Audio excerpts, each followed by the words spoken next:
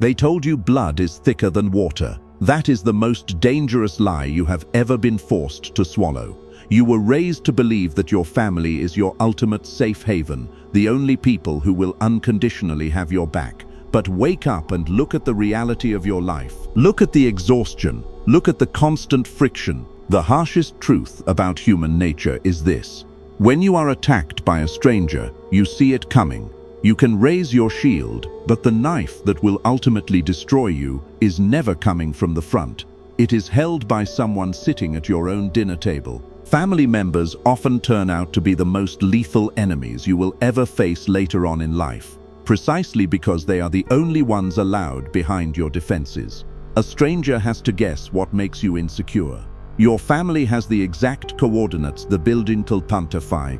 They know your triggers, they know your guilt, and they know exactly how to weaponize your own empathy against you to get what they want. You assume they want you to win. They do, but only as long as your victory does not make them feel like a failure. The second you outgrow the role they assigned to you, you are no longer a relative, you are a threat. 500 years ago, a man sat in the halls of Florence and watched men destroyed by the people they trusted most. He watched princes betrayed by their brothers. He watched cardinals destroyed by the whispers of their cousins. He watched men lose fortunes, reputations, and their lives, not to enemy armies, but to the people they once passed the bread to at dinner. His name was Niccolo Machiavelli, and he was the only man in history brave enough to write the operating manual for human nature exactly as it is, not as we pretend it to be. He exposed the mechanics of power without a single apology. He stated a terrifying, undeniable fact about familial loyalty. Men forget more quickly the death of their father than the loss of their patrimony. He meant that blood loyalty vanishes the exact second it conflicts with personal greed or a bruised ego. Today we are going to expose the 4 specific family members you must absolutely never trust. If you possess these people in your bloodline and you continue to share your dreams, your money, and your vulnerabilities with them, they will destroy you from the inside out. They will dismantle your confidence and call it tough love. They will quietly drain your resources and call it family duty. We are going to unmask their exact tactics, their hidden motives, and the precise ways they are already sabotaging you. Pay close attention. The betrayal you refuse to acknowledge is the only one that has the power to destroy you entirely. 1. The envious sibling. The sibling who competes. Your biggest enemy isn't a stranger across the street. It is the person who shared your childhood bedroom.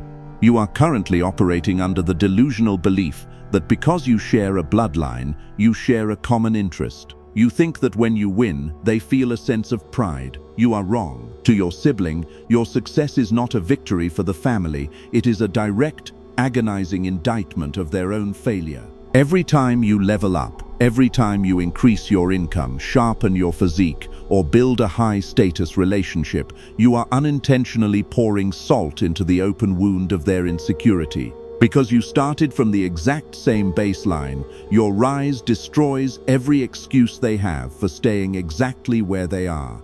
You are the living proof that their lack of progress is a choice, and for that, they will never truly forgive you. They don't want you to fail entirely. They just need you to stay exactly one step below them. They are the primary architects of the small cut.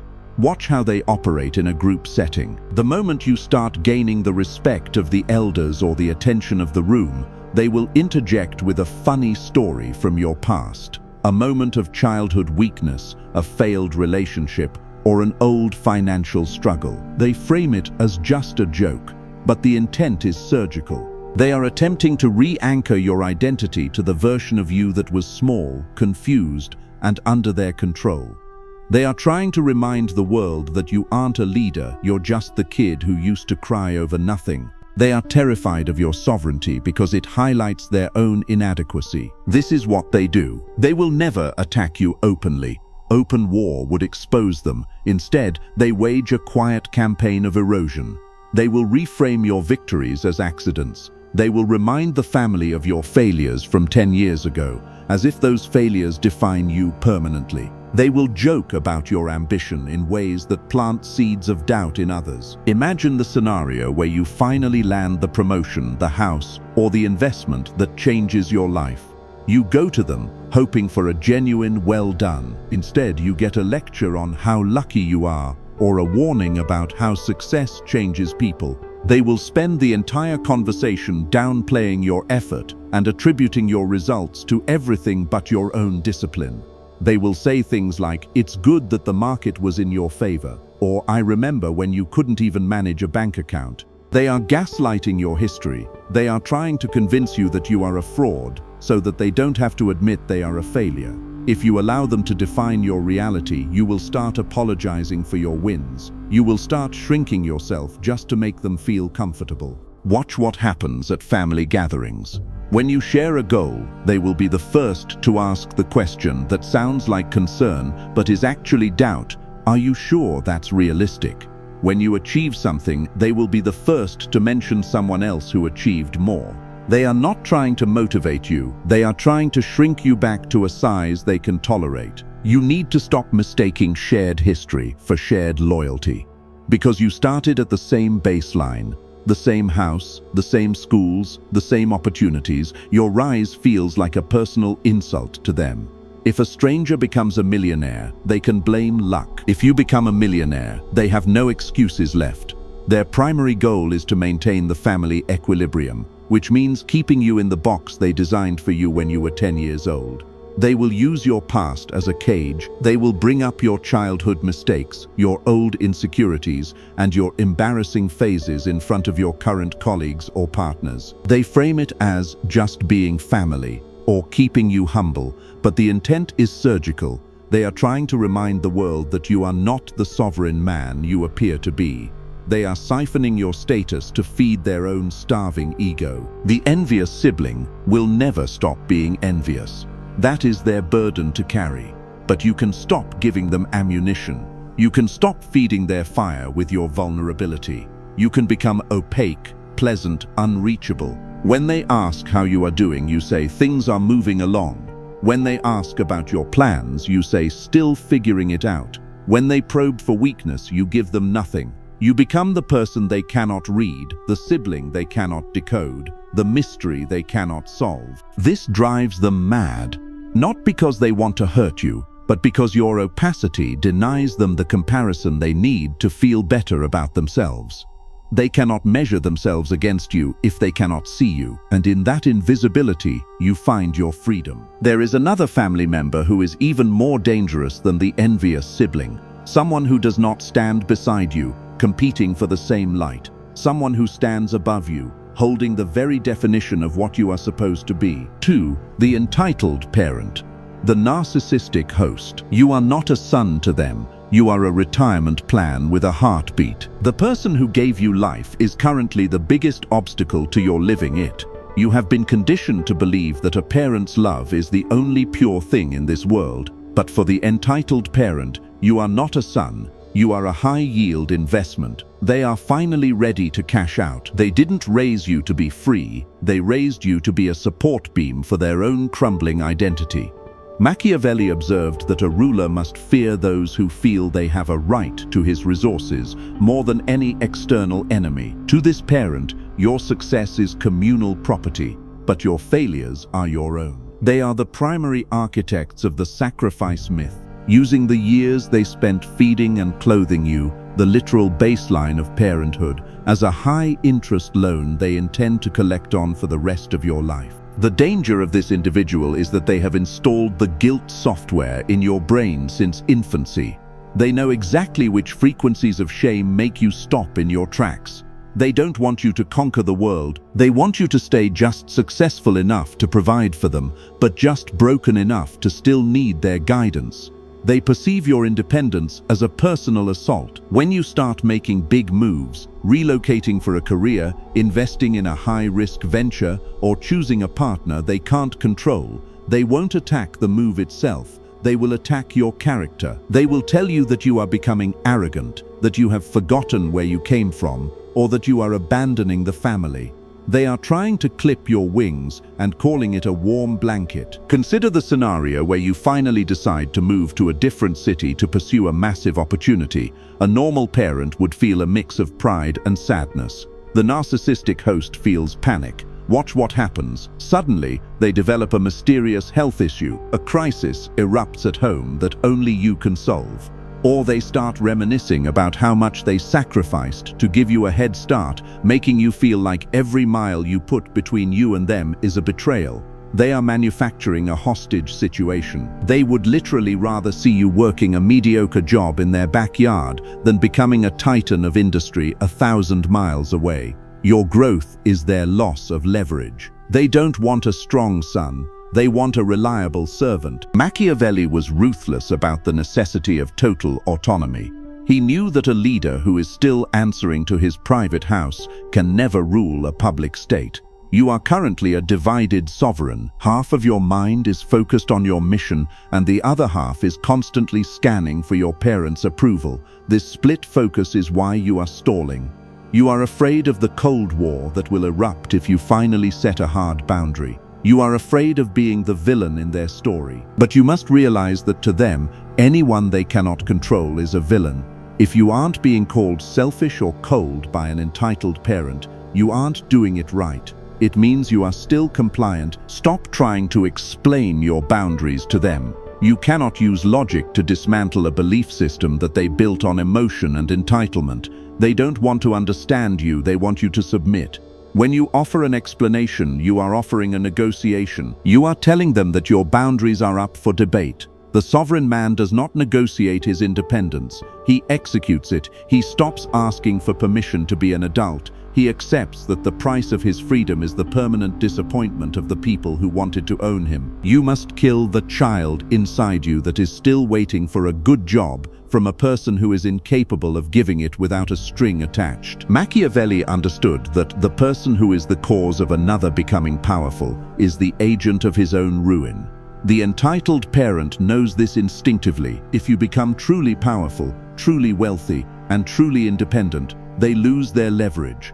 They can no longer use guilt to move you. They can no longer use shame to stop you. So, they keep you in a state of calculated weakness. They provide just enough support to make you dependent, but never enough to help you escape. They are like a drug dealer who gives the first hit for free. They want you to feel that without them you would collapse. You need to kill this illusion. You were built to survive the world, not to be a lifelong appendage to their ego. You are carrying the weight of two lives, the one you want to build and the one they want to live through you. No man can win a war while carrying that much dead weight.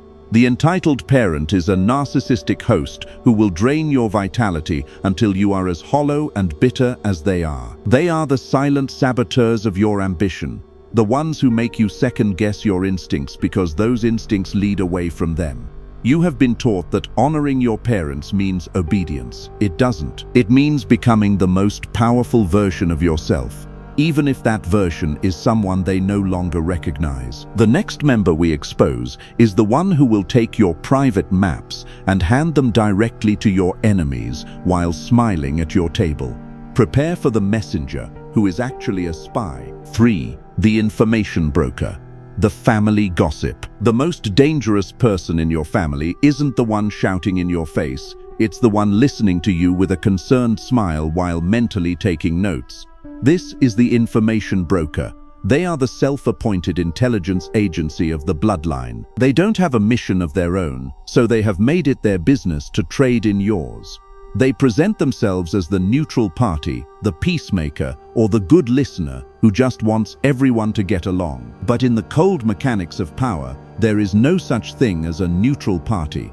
There is only the person who is gathering data and the person who is giving it away. Every secret you share, every struggle you confess, and every plan you mention in confidence is treated by this person as social currency. They aren't keeping your secrets, they are holding them in inventory until the market price is right. The person you trust with your secrets is the same person who will eventually sell them for the price of a 5-minute conversation. You think you are talking to a neutral ally, a sibling, an aunt, or a cousin who just wants everyone to get along. but you are actually handing the blueprints of your life to an unauthorized intelligence agency. The information broker is the family's social merchant. They don't have a mission of their own, so they trade in yours. They don't have a life that matters, so they make yours their primary content. Machiavelli understood that the courtier who brings you news of others is always taking news of you back to them. To this person, your private struggles, your financial setbacks, and your marriage problems are not things to be protected. They are currency. They don't necessarily hate you, but they value the hit of being the person in the know more than they value your privacy or your future. They are dangerous because they use the mask of empathy to perform psychological reconnaissance. Watch how they operate. They never approach you with an attack. They approach you with a concerned question. I heard you've been stressed lately. Is everything okay? Or, you know I'm always here if you need to talk, right? They make you feel heard and seen for the first time in months. Because you are lonely, or because the rest of your family is so toxic, you let your guard down. You exhale. You tell them about the debt you're hiding, the argument you had with your wife, or the fact that you're planning to quit your job. The moment the words leave your mouth, you feel a sense of relief. You shouldn't. You should feel the same way a man feels when he realizes he just handed a loaded gun to a person who is standing behind him. Realize that your need to be understood by your family is a fatal strategic error. You keep hoping that if the broker really understands your side, they will explain it to the others and fix the friction. They won't. They have no interest in fixing the friction because without friction, they have no job. They thrive on the he said, she said dynamics. They love the triangulation. They are the ones who tell you what your brother said about you just to watch your reaction. Then they take your reaction back to your brother to keep the fire burning. They are arsonists dressed as firefighters. Stop giving them the matches. Every time you vent to them, you are just providing them with fresh wood. You are not getting it off your chest. You are putting it into their pocket. The most dangerous thing the broker does is provide the psychological blueprint to the envious sibling. If you are struggling with your confidence or your business, the broker will leak the specific details of your failure. They will tell the sibling exactly which nerve to hit at the next holiday dinner. When the sibling makes that joke that cuts you to the bone, they didn't come up with it on their own. They were briefed by the broker. You are being hunted by a team, and the broker is the scout. They are the reason you feel like the family always knows exactly how to hurt you. It's because you told them where the armor was thin. You must adopt a need-to-know basis for every member of your bloodline. If you aren't prepared for the entire family to know a piece of information, do not tell the information broker. Treat every conversation with them as a public press conference. Give them the official narrative, the sanitized, boring, successful version of your life. Tell them the weather is great and work is busy but good. Give them 0 data points. If they can't find a hook, they will move on to a different target. They don't have loyalty to you, but they also don't have loyalty to the people they report to. They are loyal only to the drama. If you are boring, you are useless to them. Become the most boring person in their world. You've identified the spy and the controller, but you haven't yet faced the person who sees your success as a literal buffet for their own failures. If you thought the gossip was a drain on your energy, the next revelation will show you the person who will quietly bankrupt your future and pull you into the depths of their own self-destruction, all while smiling and calling you brother. Prepare yourself for the ultimate anchor. 4. The black sheep opportunist. The parasite. Look at the one who always needs something. The one whose name appearing on your phone makes your stomach tighten before you even read the message. The one who only calls when there is a crisis. The one whose love feels real only when you are giving. You have tried to help them many times. You have given money, time, emotional support, connections, second chances, third chances, fourth chances. You have told yourself that they just need a break, that they are misunderstood, that with the right support they will finally turn things around. They never turn things around, because turning things around is not their goal. Their goal is to keep the crisis alive long enough to keep you giving. The crisis is not a problem to be solved. The crisis is their career. This is the black sheep opportunist. They are the professional victim. the one who has built their entire identity around their struggles. Their failures are never their fault. The world is against them. They were dealt a bad hand. If only someone would give them a chance, lend them some money, let them stay on your couch for a few weeks, everything would be different. You have heard this script so many times, you could recite it in your sleep, and you have kept believing it, because believing it makes you the good person, the loyal one, the one who did not abandon family when times got hard. But look at the pattern, look at the years, look at how many times you have helped and how little has changed. Look at how their crises always coincide with your stability. When you have money, they have emergencies. When you are settled, they are in chaos. When you are at peace, they need you. This is not coincidence. This is symbiosis of the most parasitic kind. Machiavelli wrote, "Men shrink from no less danger than being consumed by their own desire to be loved." You have been consumed. You have given because you wanted to be loved, to be seen as good, to prove that you are not like the others who gave up on them. And in your giving, you have funded a lifestyle of irresponsibility. You have become the safety net that allows them to keep jumping. Watch how they operate. They never ask for help when things are going well. They only appear when the bottom has fallen out. The job loss, the eviction notice, the legal trouble, the relationship collapse. They present themselves at your door, broken and desperate, and they make you feel like the only person in the world who can save them. And you step up, because that is what family does. But watch what happens after you help. Watch how quickly the gratitude fades. Watch how they stop returning calls once the crisis passes. Watch how they disappear until the next emergency. You are not a family member to them. You are a resource, and resources are used, not loved. Think about the last time someone in your family said, "Why do you keep helping them? You know they're just going to waste it." How did you respond? Did you defend them? Did you explain that this time is different? Did you feel a surge of loyalty that you mistook for love? That loyalty is exactly what they are counting on. They have trained you to feel guilty for saying no. They have made their survival your responsibility. And every time you step in, you confirm that training. The real cost is your momentum. Every time you stop your life to fix their crisis, you lose momentum. The energy you could have spent building your future is burned on maintaining their present. The money that could have been invested is poured into a hole that never fills. The emotional bandwidth you need for your own relationships is consumed by their drama. You are not helping them. You are becoming them.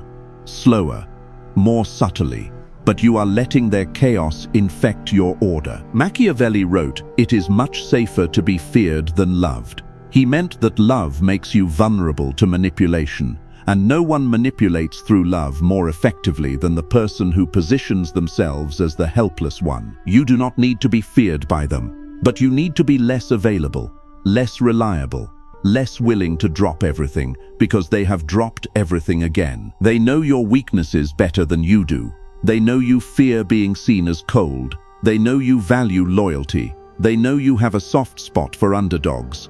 They have studied you your entire life, and they have become experts at playing the exact frequencies that make you move. When you hesitate to help, they escalate. They remind you of family. They remind you of all the times they were there for you, even if those times were rare or imagined. They make you feel like refusing is betrayal. They position themselves as the victim of your cruelty, not the author of their own circumstances, and you fold every time, because the guilt is worse than the cost. Machiavelli warned, "A prince must have no other object or thought than war and its organization and discipline." You are at war, not with them as enemies, but with the pattern. You are fighting the gravitational pull of their dysfunction, and you are losing because you keep engaging on their terms. So what do? You stop rescuing, not because you are cruel, because you understand that rescuing is not helping. Rescuing is enabling. Rescuing ensures the next crisis. Rescuing teaches them that they do not need to change. You offer help that does not cost you your momentum. You offer advice but not funding. You offer connections but not your own labor. You offer presence but not rescue. You let them sit in the consequences of their choices long enough to feel motivated to change them. They will call you cold. They will tell others that you abandoned them. They will make you the villain in their story. Let them. Your peace is worth more than their approval. Your future is worth more than their momentary comfort. Your momentum is worth more than their gratitude, which never lasts anyway. Machiavelli wrote, "There is no more delicate matter to take in hand, nor more dangerous to conduct, nor more doubtful of success, than to take the lead in the introduction of a new order of things." You are introducing a new order in your relationship with them. You are changing the terms. They will resist. They will escalate. They will try every trick they have to pull you back into the old pattern. You hold steady. You let them feel the weight of their own lives for the first time. You stop being the buffer between them and reality. You stop funding their refusal to grow, and something surprising may happen. Without you to catch them, they may finally learn to stand, or they may fall and stay down. Either way, it is their life, their choices, their consequences. You have your own. If you have stayed until this moment, you have already proven that you possess a level of discipline that 99% of men lack. Most people clicked away the second their favorite relative was described, unable to handle the reflection in the mirror. You stayed because you know that truth is the only thing that can set you on the path to sovereignty. If this message aligns with the man you are becoming, like this video and subscribe to the channel. This isn't a request for a favor, it is a tactical alignment. By subscribing, you are ensuring that your feed remains a training ground for power rather than a distraction for the masses. You are choosing to keep your blade sharp. However, recognize that we are playing on a field controlled by others. There are strategies of psychological defense, dark influence, and familial warfare that I simply cannot speak about here.